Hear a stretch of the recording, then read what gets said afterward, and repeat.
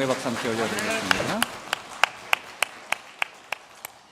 이 한 떡집에서 자란 가래떡군과 또 꿀떡냥이 서로 썸을 타는 사이였어요.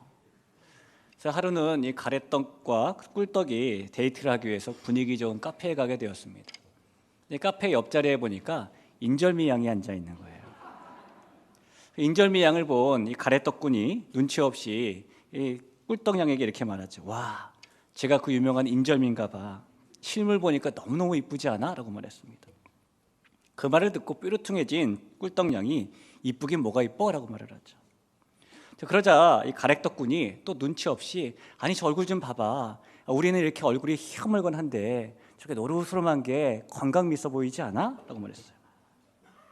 자, 그러자 이 꿀떡냥이 자기도 인절미양을 보니까 그렇게 보였지만 마음속에 질투가 나서 그 가래떡군의 말에 동조하고 싶지 않았습니다.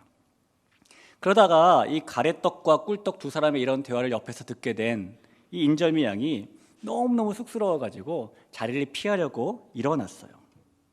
그리고 인절미 양이 서둘러 일어나자 그만 인절미 얼굴에 묻어있던 하얗고 노란 가루들이 테이블에 막 떨어지게 되었습니다. 그것을 본 꿀떡 양이 이렇게 웃으며 말했어요. 저봐, 화장빨이지 그랬답니다. 이 컴팩트를 안 바르는 남자들은 잘 모르는 그런 이야기예요. 그렇죠? 여러분, 인절미를 만들면 그 외에 주로 바르는 가루가 콩가루죠. 이 콩가루는 서로 이렇게 뭉치지 않는 성질을 가지고 있습니다. 그래서 우리가 흔히 가족 간에 불화가 있다거나 화합이 안 된다거나 아니면은 이렇게 가족 간의 사이가 나쁠 때 그 집안을 뭐라고 부르죠? 콩가루 집안이라고 부르는 겁니다. 우리나라에 1년에 큰 명절이 두 개가 있어요. 설날과 추석이 있는데 우리나라 사람들 성인들 중에 88.2%는 명절 스트레스를 다 받는다라고 해요. 근데 명절 스트레스를 받는 원인이 크게 몇 가지가 있는데 하나는 명절 때 드는 비용 때문에 스트레스가 되기도 하고 또 하나는 명절 때는 노동 때문에 스트레스가 되기도 한다죠. 그리고 이 명절 스트레스의 원인 중에 빠지지 않는 것 중에 하나가 만나기만 하면 집안 싸움을 하는 모습 때문이라고 합니다. 그러니까 사람들이 말로 표현을 하지만 심중에는 아이고 우리 집 이런 모습 보니까 콩가루 집안 아니야? 이런 생각을 한다는 것이죠. 여러분, 이 콩가루 집안이라고 불리는 집안 싸움이라는 것은 매우 무서운 말이죠. 왜냐하면 집안 싸움은 한 번에 수십만 명이 죽고 수백만 명이 죽는 전쟁과는 비교가 안 될 정도로 더 살벌한 싸움이기 때문입니다. 웬만한 싸움에는 명분도 있고 실리도 있고 규칙도 있어요. 그러나 집안 싸움에는 명분도 없고 실리도 없고 규칙도 없습니다. 그러다 보니 가족끼리 싸우게 되면은 상처의 흔적이 금방 아물지 않게 되고요. 그리고 뒤끝이 깨끗하지도 않죠. 이제 싸움이 끝났나 보다 싶어도 여전히 불씨가 그 마음속에 남아있어서 언젠가는 다시 싸움에 불이 붙게 되고 심지어는 대를 이어서까지 집안 싸움을 하게 됩니다. 이 역사를 보면은 이 집안 싸움 때문에 나라가 망한 경우도 있습니다. 고구려 같은 경우에 대망리지가 됐던 연개소문은 자기의 자식들과 연씨 가문이 고구려를 통치하는 정권을 만들었어요. 그런데 정작 연개소문이 죽고 나자 그의 세 아들과 그 연씨 집안 일가들은 서로 싸우기 시작했는데요. 집안 싸움을 하는 거죠. 그 싸움에서 이기고 싶어서 연개소문의 한 아들은 당나라에서 군대를 들여오고 또 한 아들은 신라에서 군대를 들여오고 그러다 결국 고구려가 연씨 집안이 정권을 잡은 지 26년 만에 멸망해버렸습니다. 이문열 씨가 쓴 이 여우사냥이라는 소설에 보면은 명성황후 시해 사건을 그 내용으로 다루고 있는데요. 이 당시에 흥성대원군은 아들인 고종을 대신해서 본인이 섭정을 하기를 원했고 명성황후는 남편인 고종이 직접 친정을 하기를 원했어요. 그래서 시아버지와 며느리는 이 고종의 왕권을 두고 암암리에 서로 다투기 시작하는데 두 사람 모두 스스로의 힘으로 이길 수 없으니까 옆 나라인 일본이나 청나라나 러시아나 유럽의 나라의 도움을 받게 되죠. 결국 이 일이 계기가 되어서 시아버지와 며느리가 일으킨 집안 싸움 때문에 조선이 멸망하는 결과까지 낳게 됩니다. 이 집안 싸움이라는 것은 한 나라의 흥망성쇠를 결정지을 정도로 잠재적인 큰 위험 요소가 되는 것이죠. 우리가 살고 있는 나라는 하나님 나라라고 우리는 믿습니다. 하나님께서는 우리의 인생 가운데 하나님 나라를 세우시고 확장시켜 나가시죠. 그런데 그런 하나님 나라에도 그 나라를 위협하는 큰 잠재적인 요소가 하나 있어요. 흥왕해야 될 하나님의 나라를 쇠망시키는 방해하는 그 잠재적인 큰 위험 요소도 역시 집안 싸움입니다. 성도가 성도끼리 싸우는 거라든가 내 내면에서 싸움이 일어나는 거라든가 이런 싸움을 말하는 것이죠. 오늘 우리는 우리 모두가 하나님의 나라를 더 발전시켜 나가야 될 사람으로서 우리가 어떤 싸움을 누구와 해야 되는지에 대한 말씀을 좀 나눠보려고 합니다. 이 말씀을 통해서 하나님께서 이 아침에 저와 여러분이 하나님 나라의 상속자로서 주님이 원하시는 온전한 삶을 살게 만드시길 간절히 축원합니다. 우리가 1세기 전후를 보면은 그 당시에 팔레스타인 지방에서는 여러 가지 반란들이 일어났습니다. 유대 사회에서는 사람들이 현혹하는 거짓 메시아도 많이 나타났고요. 열심당 같은 사람들은 폭동을 일으키기도 했죠. 이 부정과 부패가 사회에 만연해서 더 이상 그런 일이 낯설게 보이지 않을 정도가 되었고, 경제적인 불평등이 극심해지면서 세상을 뒤집자라는 논리도 등장을 하게 됩니다. 그러다 보니 그 당시 사는 사람들의 신경은 날카로워질 수밖에 없었고요. 사는 것이 힘들어지면서 사람들 사이에서는 싸움이 매일의 일상처럼 일어나게 되었습니다. 세상과 사회는 그런 모습을 보이고 있었지만 그런 세상과 사회와 반대되는 모습을 가진 사람들이 등장을 하는 것이 바로 성도라는 사람들이죠. 그리고 그런 상황 속에서 초대교회라는 곳이 세워져서 세상과 다른 모습을 보여주기 시작하는 겁니다. 사도행전 2장 44, 45절을 볼까요? 믿는 사람이 다 함께 있어 모든 물건을 서로 통용하고 또 재산과 소유를 팔아 각 사람의 필요를 따라 나누어 주었다라고 말합니다. 서로 갈등하고 싸우는 그런 사회 전반의 모습과 다르게 초대교회는 나만을 위하지 않고 너도 위해서 우리라는 개념을 가지고 있었다는 겁니다. 특별히 그 증거로 경제적으로 어려워도 서로 먹을 것을 나누었답니다. 여러분, 초대교회를 다니는 부자 성도들이 재산을 팔아서 가난한 성도들만 도운 것이 아니고요.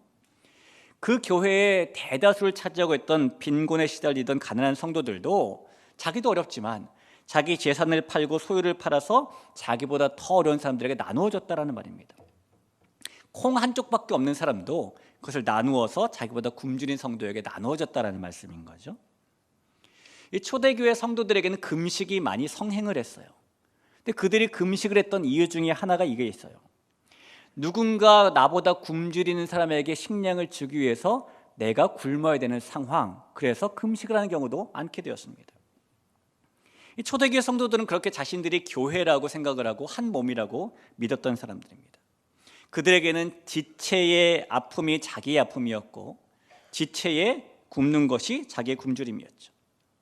그렇게 생각한 성도들이 모여서 처음 세워진 교회, 그 최초의 초대교회가 바로 우리가 살펴보고 있는 야고보서를 기록한 야고보 장로가 섬기고 있었던 예루살렘 교회입니다. 자, 그런데 여러분, 그렇게 선하고 아름답고 너무너무 바람직해 보이는 그 예루살렘 교회도 점점 시간이 지나면서 흠이 보이게 되고 완전함이 사라지게 됩니다.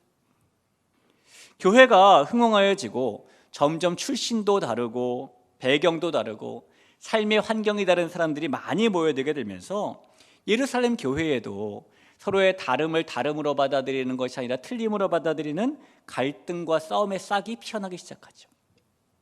그 갈등과 싸움의 싹이 제일 먼저 보이는 곳이 사도행전 6장의 구제의 문제 아니겠습니까? 사도행전 6장 1절에 보니까 그때의 제자가 더 많아졌는데 헬라파 유대인들이 자기의 과부들이 매일의 구제에 빠짐으로 히브리파 사람을 원망하니라고 말하죠.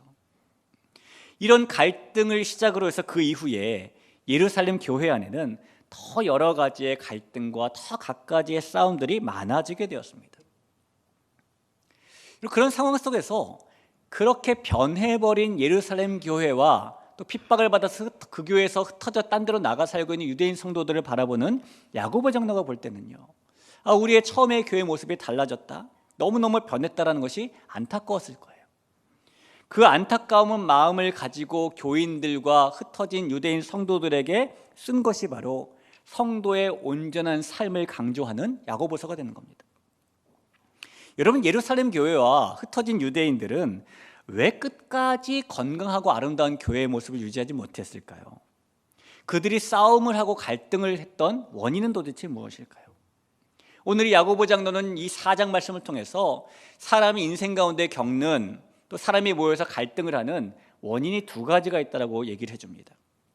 먼저 초대교회 성도들이 갈등하고 싸웠던 이유는요, 그들이 정욕에 사로잡혀 살았기 때문입니다. 1절을 한번 보겠습니다. 너희 중에 싸움이 어디로부터 다툼이 어디로부터 나느냐? 너희 지체 중에서 싸우는 정욕으로부터 나오는 것이 아니냐라고 말하죠. 분명히 다툼이라는 것이, 싸움이라는 것이, 갈등이라는 것이 싸우는 정욕 때문에 나온다는 거예요. 이 정욕이라는 것은 사람이 자기 자신만을 위하는 욕심을 말하죠. 딴 거 생각하지 않고 오직 나만을 위하는 욕심을 정욕이라고 하는 겁니다. 야고보 장로는 이 정욕을 그냥 정욕이라고 말하지 않고 싸우는 정욕이라고 부르고 있어요. 이 싸우는 정욕에서 싸우는 이라는 말은 성경 언어로 스트라티오마이라고 하는데요, 이 스트라티오마이라는 단어는 이런 뜻을 가지고 있어요. 나팔을 불면은 즉각적으로 전쟁에 나설 수 있도록 전의를 불태우고 있는 병사의 모습, 이런 모습을 스트라티오마이라고 합니다. 싸우는 정욕이 이제 그런 모습이라는 거죠. 예를 들어 보면은 우리나라 군인들 중에 5분 전투 대기 부대, 줄여서 5대기라고 불리는 인원들이 있어요. 이 인원들은 무슨 긴급한 상황에 발생을 하면 5분 내에 모든 군장을 착용하고 차량 탑승을 마쳐야 되고 상황 발생지로 출동을 해서 상황을 해결하는 임무를 맡은 군인들입니다. 그래서 이 5분 대기죠, 5대기 군인들은요, 어떤 상황에서도 심지어 누워서 잠을 자다가도 상황이 발생하면 5분 내에 장비를 갖추고 출동해야 되기 때문에 이 사람들은 잠을 잘 때에도 전투복을 입고 자죠. 심지어 전투화 신발까지 신고 잡니다. 또 머리에 쓰는 방탄 헬멧이나 아니면 전투조끼를 입고 자는 병사들도 있고요. 풀더라도 즉각적으로 착용할 수 있도록 바로 옆에다 놓은 상태로 잠을 잡니다. 나는 언제든지 싸울 준비가 되어 있어, 사이렌만 울려봐, 이런 마음으로 대기하고 있는 거죠. 마치 그런 군인들의 모습처럼 예루살렘 교회 성도들과 흩어진 유대인 성도들은 누가 나를 건드려 주기만 해봐, 난 당신과 싸울 준비가 되어 있어 라는 마음을 가지고 있었는데 그것을 싸우는 정욕이라고 부르는 것입니다. 여러분, 서로 모이기에 너무너무 힘썼고 자기만이 아니라 우리라는 공동체를 위했던, 그렇게 아름답게 시작했던 예루살렘 교회가 왜 이렇게 변해버린 것일까요? 우리가 앞서 살펴본 야고보서 3장과 오늘 본문의 말씀에 비추어 볼 때에 이 초대교회 성도들이, 또 교회가 변해버린 이유는요, 이 성도들이 자신의 삶 속에서나 또는 교회 안에서 하늘의 방식을 따르지 않고 점점 이기적인 세상의 방식을 따르다 보니까 싸우는 정욕을 품게 되었기 때문이에요. 그들이 이 정욕을 얼마나 심하게 품었냐면 오늘 말씀해 보면 심지어 그들은 기도를 할 때도 자기 정욕을 채우는 기도만 할 정도로 싸우는 정욕이 충만했습니다. 우리 2절 하반절과 3절을 보겠습니다. 너희가 얻지 못함은 구하지 아니하기 때문이요 구하여도 받지 못함은 정욕으로 쓰려고 잘못 구하기 때문이라 라고 하죠. 이런 거예요. 어떤 부자 부부가 요트를 타고 바다에 나갔어요. 근데 그만 요트가 파선을 해서 이 부부가 구명조끼에 몸을 의지하고 표류를 하게 되었습니다.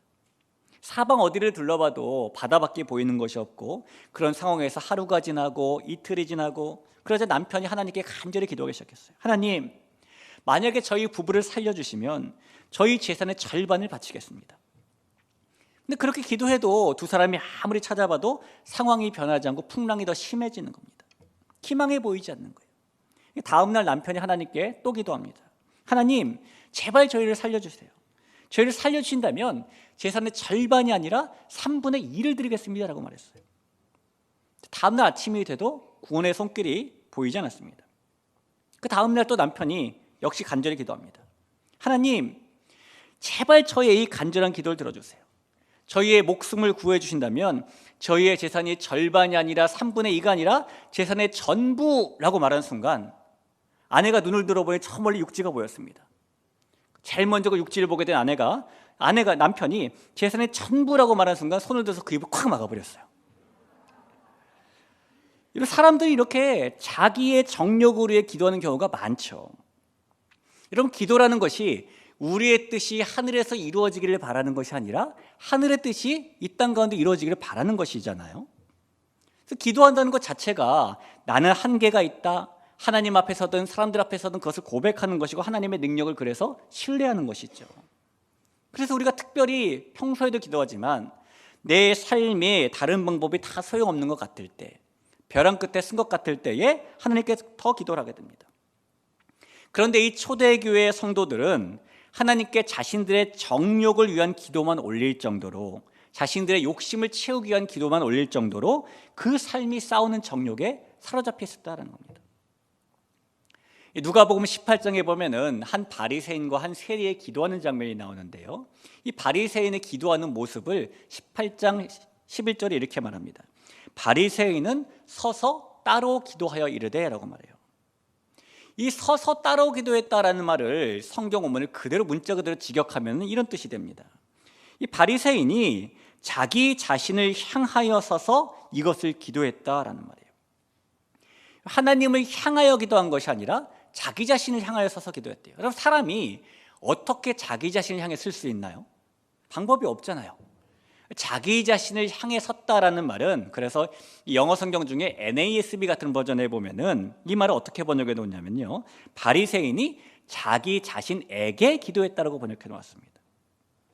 얼마나 자기의 이 정욕을 채우고 싶은 욕망이 컸으면 하나님께 드리는 기도마저도 하나님께 드리는 것이 아니라 자기에게 기도하는 것처럼 할 정도로 자기 만족과 자기 과시와 자기 충만과 자기밖에 모르는 욕심과 그 정욕을 품고 빗나간 야망과 욕망을 채우기 위해 자기만을 지금 위해 기도하고 있는 것일까요?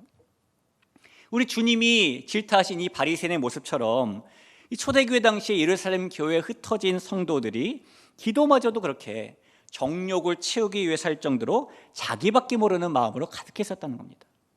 그리고 그런 마음에 사로잡혀 있었기 때문에 그들은 갈등하고 싸울 수밖에 없었겠죠. 우리 사랑하는 성도 여러분, 지난 주일에 우리는 세상과 조금은 다른 방식으로 살아야 된다라는 말씀을 나누었어요. 우리가 세상과 다른 방식인 하나님 나라의 방식을 따라 살아야 되는 이유는, 만약 우리가 세상의 방식을 따라가면은 반드시 우리는 이 초대교회 성도들처럼 싸우는 정욕에 빠지기 때문입니다. 이 사람 마음속에는 정욕이라는 그런 이 욕구는 아무리 채워도 채워지지 않는 밑빠진 독과 똑같아요. 오늘 2절 상반절에 이렇게 말을 합니다. 너희는 욕심을 내어도 얻지 못하여 살인하며 시기하여도 능히 취하지 못함으로 다투고 싸우는도다. 욕심을 내는데 그 욕심대로 얻지 못한대요. 그래서 살인한답니다. 시기하는데 취하지 못한대요. 채워지지 않는답니다. 그래서 다투고 싸운답니다. 그러니까 사람이 가지고 있는 정욕이라는 이 욕망은 마치 신기루 같은 것이죠. 이 바다 위나 사막 위에서 빛이 굴절돼서 마치 없는 것이 있는 것처럼 보이는 현상을 신기루라고 하잖아요. 사막을 걷는 대부분의 많은 사람들 가운데서도 이 신기루 현상 때문에 저기 물이 있네 라고 잘못 보고 쫓아가서 죽는 사람도 많다고 합니다. 정욕은 그렇게 쫓아가면 잡을 수 있는 것처럼 느껴지지만 절대로 잡히지 않고 우리를 실패의 길로 내모는 그런 원흉이에요. 사람의 만약에 자기의 그런 정욕을 그럼에도 불구하고 추구하고 살면 채우려고 해도 채워지지 않고, 그래서 마음은 항상 허기지고 비어있을 수밖에 없는 것이죠. 여러분, 이 세상에 일어나는 수많은 불행 가운데에 사람들의 정욕 때문에 일어나는 불행이 얼마나 많이 있습니까? 다른 거 생각할 것도 없이 우리가 경험했던 일들만 봐도 우리가 나만을 위해서 사는 정욕을 위해 살아갔을 때에 그것 때문에 만나는 문제들이 분명히 있었을 거예요. 그래서 성도인 우리가 온전한 삶을 살기 위해서 피해야 되는 마음은 자기 자신만을 위한 정욕의 마음입니다. 그 마음을 피해야 우리는 갈등과 싸움 속에서 허덕이는 인생을 보내는 것이 아니라 온전한 삶을 살 수 있기 때문입니다.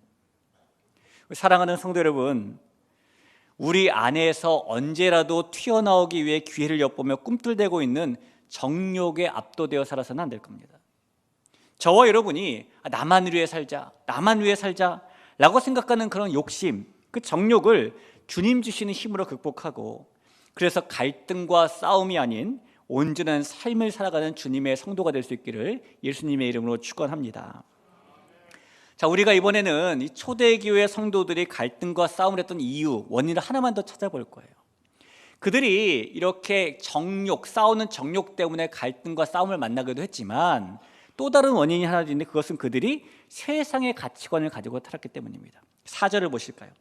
가늠한 여인들아, 세상과 벗된 것이 하나님과 원수됨을 알지 못하느냐. 그런즉 누구든지 세상과 벗이 되고자 하는 자는 스스로 하나님과 원수되는 것이니라. 이 야고보 장로는 초대교회 지금 성도들이 다투고 갈등하고 싸우는 원인으로 그들이 세상과 벗됐기 때문이다라고 말을 하고 있고요. 그 세상과 벗된 모습을 간음이다라고 표현을 합니다. 이 세상과 벗됐다는 말 자체가 세상의 기준을 따라, 세상의 가치관을 따라 그 세상에 충성하고 산다는 뜻이잖아요. 근데 성경 말씀은 세상과 벗이 되고자 하는 자는 하나님과 원수가 된다라고 말씀하고 있죠.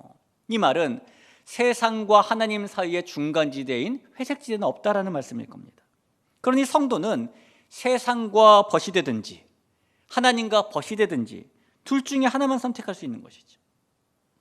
오늘 말씀해 보니까 하나님은 시기하시는 하나님이시기 때문에 우리가 만약에 하나님과 벗이 되면 세상과는 원수가 되지만 세상과 벗이 되면 하나님과 원수가 되어버리는 것인데, 초대교회는 안타깝게도 점점 전자에서 후자의 길을 걸어가게 된 것입니다. 그리고 그렇게 세상의 기준과 가치관을 따라 사는 모습을 간음이다라고 묘사하고 있다는 것이죠. 여러분, 지난 주일에 우리나라 부동의 이혼 사유 1위가 외도라고 말씀드렸잖아요. 하나님께서 말씀하시는 간음은 이 부부 사이의 외도와 똑같은 겁니다. 하나님께서는 왜냐하면 구약 성경에서 사랑하는 자기의 백성을 신부라고 말씀하시고요, 하나님 자기 자신을 그 신부를 쫓아다니며 열렬히 구애하는 신랑으로 묘사하고 계시기 때문입니다. 이사야 54장 5절을 볼까요? 이는 너를 지으신 이가 내 남편이시라. 그의 이름은 만군의 여호와이시며 내 구속자는 이스라엘의 거룩한 이시라. 그는 온 땅의 하나님이라 일컬음을 받으실 것이라 라고 말하죠. 하나님이 우리 남편이랍니다. 그래서 하나님께서는 신부인 성도가 하나님, 신랑이신 하나님과의 관계를 깨뜨리는 것을 간음이라고 보시는 겁니다. 예레미야 3장 20절에 보니까 그런데 이스라엘 족속아, 마치 아내가 그의 남편을 속이고 떠나감 같이 너희가 확실히 나를 속였느니라 여호와의 말씀이니라라고 말하죠. 구체적인 단어는 에스겔 16장에서도 못 박아서 말씀하세요. 내가 또 간음하고 사람의 피를 흘리는 여인을 심판함 같이 너를 심판하여 진노의 피와 질투의 피를 내게 돌리겠다라고 말씀하시죠. 자신을 신랑이라고 성도를 신부라고 말씀하시는 그 하나님께서는 신부인 성도가 세상의 가치관을 따라 사는 것을 간음이라고 그래서 여기신다는 겁니다. 그리고 초대교회 성도들은 하나님이 그렇게 부르실 정도로 싫어하시는 세상과 벗된 모습으로 세상의 가치관을 따라 살았기 때문에 갈등과 싸움을 피할 수가 없었던 겁니다. 여러분, 세상의 가치관은 세상이 주는 기쁨과 즐거움이 최고이고 전부라고 말하는 가치관이에요. 세상에서 그래서 성공하는 것이, 세상에 주는 만족을 가지는 것이 가장 좋은 것이라고 여기는 가치관입니다. 그래서 그 가치관을 따라 사는 사람은 그 세상에 주는 기쁨을 얻기 위해서 성공도 하려고 하고 만족도 누리려고 하고 발버둥 치며 살아가는 것이죠. 하나님 나라의 가치관은 세상이 아니라 하늘이 주는 기쁨과 즐거움이 최고라고 말하는 가치관입니다. 그래서 세상이 아니라 하나님 나라의 보물을 쌓는 것이, 하나님 나라에서 상급을 받는 것이 가장 좋은 것이라고 여기는 가치관이죠. 그래서 그 가치관을 따라 사는 사람은 하나님을 기쁘시게 해드리기 위해 힘쓰고 살아가는 겁니다. 사랑하는 성도 여러분, 우리는 세상의 기쁨을 위해 살 것인지 아니면 하늘의 기쁨을 위해 살 것인지를 선택하고 살아야 됩니다. 세상의 가치관을 따라 세상과 벗이 되어 살 것인지 아니면 세상의 가치관을 버리고 하나님과 벗이 되어 살 것인지 둘 중에 하나를 꼭 선택하며 살아야 되는 것이죠. 내가 교만을 따를 것인지 겸손을 따를 것인지, 시기함을 따를 것인지 존중을 따를 것인지, 분노를 따를 것인지 희락을 따를 것인지, 탐욕을 따를 것인지 절제를 따를 것인지. 그리고 만약 그 선택의 기로에서 우리가 세상의 가치관을 선택하고 따른다면 우리의 삶은 갈등과 싸움으로 점철되는 길을 걷게 되는 것이죠. 그러나 성도 여러분, 만약에 우리가 세상의 가치관을 버리기를 선택한다면 우리는 하나님께서 원하시는 온전한 믿음과 온전한 축복의 길을 걷게 된다는 것을 믿으시기를 바랍니다. 저와 여러분이 세상의 가치관을 버리고 갈등과 싸움의 중심에 서 있는 인생 대신에 은혜와 복락의 중심에 서 있는 인생들이 될 수 있기를 간절히 축원합니다. 여러분, 이 교회라는 곳은 우리 자신을 말하기도 하고 예수님의 몸을 말하기도 하죠. 우리가 교회고 예수님의 몸이 교회입니다. 우리가 이 갖고 있는 육신의 몸도 있는데요, 이 육신의 몸은 다양한 지체들과 기관들이 유기적으로 신비롭게 연합되어 있죠. 그래서 우리 몸이 놀라울 정도로 질서정연하게 서로 상호작동합니다. 그런 것처럼 예수님의 몸도 그래야 하는 거죠. 때로 우리의 몸에 아픔이 생길 때도 있고요, 질병이 생길 때도 있어요. 그런 것처럼 예수님 몸에도 그런 일이 생길 수가 있습니다. 우리의 삶의 정욕과 세상의 가치관 때문에 갈등과 싸움이 일어날 수도 있다는 거예요. 그런데 만약에 우리에게 그런 갈등과 싸움이 생기게 되면 우리가 다른 사람을 보는 시선이 굽어지게 되겠죠. 시선이 굽어지면 우리는 나의 주장만이 옳다라는 잘못된 신념에 사로잡히게 됩니다. 그리고 그 잘못된 신념에서 나온 말들이 근거 없이 떠돌다가 상처 입은 영혼들을 더 아프게 하기도 하죠. 그러다 보면 우리는 예수님의 몸이면서 마치 예수님의 복음을 모르는 사람처럼, 마치 성령을 이 안에 모시지 않은 사람들처럼 말하기도 하고 행동하기도 합니다. 우리가 살면서 특히 예수님의 몸인 우리 자신의 인생과 우리의 공동체 안에서 정욕을 버리지 못하고 세상의 가치관을 버리지 못해서 갈등과 싸움을 하며 살게 된다면 그것은요, 누워서 침 뱉는 것과 똑같은 인생이 아닐까요? 여러분, 사람이 반듯하게 누워가지고 침을 뱉으면 어떻게 될까요? 혹시 잘 모르시겠으면 오늘 집에 가셔가지고 누워가지고 해볼 필요 없죠. 누워서 침 뱉으면 어떻게 봐도 자기 얼굴에 침이 떨어집니다. 좀 더 내가 독하게 해봐야지 싶어가지고 가래침을 칵 해서 뱉으면요, 역시 그 가래침이 자기에게 떨어져요. 성도인 우리의 구원은 예수님이 다시 오실 때 완성이 되죠. 예수님의 몸인 교회도 이 땅에 있는 동안에는 아직 완성되지 않은 완성을 향해 나아가는 교회이기 때문에 우리에게 이런 싸우는 정욕이 생길 수도 있고 세상을 쫓는 마음이 생길 수 있어서 갈등과 다툼이 일어날 수 있지만, 우리 인생에 일어나는 그런 갈등과 공동체 안에서 일어나는 갈등을 보면서 승리감에 도취되어 웃는 이는 오직 사탄 마귀뿐이에요. 만약 우리가 이런 정욕과 세상의 가치관을 버리지 못해서 그 가치관에 사로잡혀서 이런 갈등과 싸움의 길을 걷게 된다면 우리는 결코 행복한 인생을 살 수가 없을 겁니다. 예수님의 몸인 교회도 마찬가지로 정욕과 세상의 가치관에 사로잡혀서 갈등과 싸움의 길을 치닫는다면 그 교회는 머리 대신 예수님의 몸으로 움직일 수가 없겠죠. 그래서 성도인 저와 여러분은 그런 일들을 야기시키는 정욕을 따르지 않고 세상의 가치관을 따르지 않고 살아야 되는 것입니다. 우리 귀한 성도 여러분, 저와 여러분이 예수님께서 피로 세워주신 새로운 피조물이 된 인생을 살면서, 또한 주님이 세워주신 몸을 위해 살면서 정욕과 세상의 가치관을 다 버리고 온전한 삶을 살아갈 수 있기를 다시 한번 간절히 부탁을 드립니다. 여러분, 사람이 하는 싸움에도요, 품격이라는 게 있습니다. 근데 이 싸움의 품격은 누구와 싸우느냐, 싸움의 대상에 따라 달라지죠. 그리고 동네에서 건달과 싸우면요, 동네 싸움이 되고 말지만, 예를 들어 부정부패와 싸우는 4.19 같은 싸움은 의거라고 불리기도 하죠. 품격이 달라지는 겁니다. 성도인 우리는 누구와 싸워야 되고 무엇과 싸워야 되는 것일까요?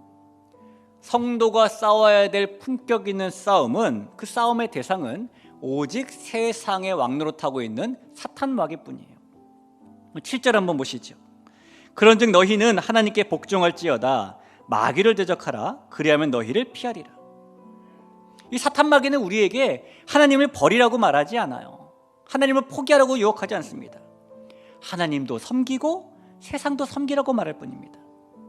은혜 받으려면 받아라, 말씀 읽으려면 읽어라, 그러나 그것도 하고 정욕에도 사로잡히고 세상과도 벗이 되어라 라고 갈등하며 부추기는 겁니다. 우리의 이 심령 내면에 집안 싸움이 일어나고 공동체에 집안 싸움이 일어나고, 그래서 하나님 나라를 무너뜨리려고 하는 것이 사탄 마귀의 책략이죠. 그래서 성도인 저와 여러분은 하나님의 나라를 사는 사람들로서 싸우는 정욕을 버려야 되는 것이고 세상의 가치관을 버려야 되는 것이고 마귀와 싸우는 품격 있는 싸움을 해야 되는 것입니다. 하나님 나라의 거룩한 백성이신 성도 여러분, 저와 여러분의 싸움은 혈과 육에 대한 것이 아니요 이 세상을 주관하는 공중것에 잡은 자 마귀 사탄과의 싸움입니다. 그 하나님께서 원하시는 대로 우리 자기 자신만을 원하는 정욕을 버릴 수 있기를 바랍니다. 하나님께서 원하시는 대로 세상을 부러워하는 가치관도 버릴 수 있으시기를 바라요. 그런 마음으로 우리가 싸워야 할 악과의 품격 있는 싸움을 통해서 하나님이 바라시는 온전한 삶을 살아갈 수 있는, 그래서 하나님께 칭찬받고 은혜와 복을 누릴 수 있는 귀한 믿음의 가족 될 수 있기를 주님의 이름으로 축복합니다. 우리 그런 마음 가지고 같이 한번 찬양할까요? 우리 주님이 우리의 심령을 그렇게 새롭게 달라는 마음을 가지고 같이 한번 고백하며 나아갑니다. 보혈을 지나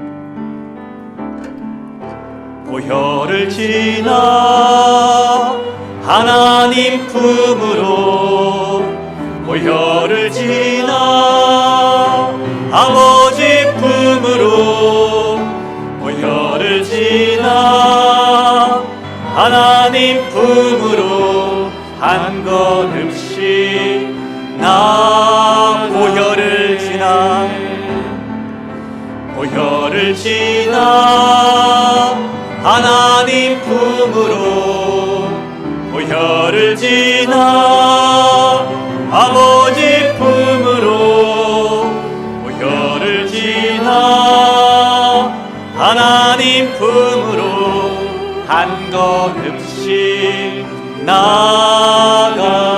존귀한 주 보혈이 내 영을 새롭게 하시네. 존귀한 주 보혈이 내 영을 새롭게, 존귀한 주 보혈이, 존귀한 주 보혈이 내 영을 새롭게 하시네. 존귀한 주 보혈이 내 영을, 우리 한 번 더 고백할까요? 존귀한 주 보혈이, 존귀한 주 보혈이 내 영을 새롭게 하시네. 존귀한 주 보혈이 내 영을 새롭게 하네. 우리 시간에 주신 말씀을 기억하며 합심해서 함께 기도하겠습니다. 이 땅을 살아가면서 우리가 행복을 누리고 주님이 주시는 복락을 누릴 수 있는 온전한 삶을 살 수 있는 비결은 우리가 갈등과 싸움을 야기시키는 정욕을 버리는 것이고요, 세상을 부러워하는 가치관을 버리는 것입니다. 물론 우리가 그것을 싸그리 다 지워낼 수는 없겠죠. 그러나 그런 마음들이 우리 가운데 꿈틀릴 때마다 주님이 주시는 성령의 은혜로 그것을 잠재우고, 세상을 부러워할 때마다 하나님의 나라를 바라보고, 우리가 그렇게 더욱더 하나님께 가까이 나아가면은 우리는 이 품격 있는 싸움을 통해서 온전한 삶을 살아가게 되며 주님께 칭찬받고 은혜와 복을 누릴 수 있게 되는 것입니다. 여기 계신 모든 성도님들이 그래서 주님의 칭찬과 은혜와 복을 누리는 귀한 분들 되시길 축복합니다. 우리 그런 마음 가지고 하나님, 내가 정욕을 버리고 세상을 보라는 가치관을 버리게 해주셔서 하나님의 손에 붙잡힌 온전한 삶을 살게 되려고 한번 같이 기도하겠습니다. 기도합니다.